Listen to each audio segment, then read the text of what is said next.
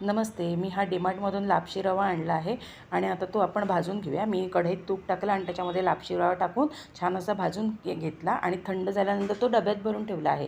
आणि असा हा तुपावर लापशी रवा भाजलेला 1 महिनाभर जरी डब्यात भरून ठेवला तरी त्याला काहीसुद्धा होत नाही आणि तो खूप टेस्टी होतो. आणि असं आता भाजून ठेवलेल्या लापशी रव्यापासून आपण आता पटकन लापशी करून घेऊया. तर त्याच्यासाठी मी हा 1 पेला लापशी रवा भाजलेला घेतला आहे आणि 1 पेला गूळ घेतलं. कुकर तापत ठेवला. कुकरमध्ये तो लापशी रवा टाकला, काजू टाकले आणि मनुका टाकले. तुम्हाला जे हवं ते तुम्ही ड्रायफ्रूट टाकू शकता. आणि एकाच 4 असं मी 4 पेले पाणी टाकले, हळद टाकले आणि मीठ टाकलं आणि ढवळून त्याला उकळी आली आणि त्याच्यात 3 शिट्ट्या करून घेतल्या. आणि कुकर थंड झाल्यानंतर तो हे बघा उघडून पाहिला तर ते 4 पेले पाणी थोडं कमी झालं आहे म्हणून मी अजून 1 पेला पाणी टाकलं आहे गरम. तर म्हणजे एकाच 5 असं पाणी एकदम योग्य प्रमाण आहे. आणि नंतर वेलची पूड टाकली आणि अशा प्रकारे हा लापशी रवा, झटपट लापशी रवा मी तयार केला. थँक्यू.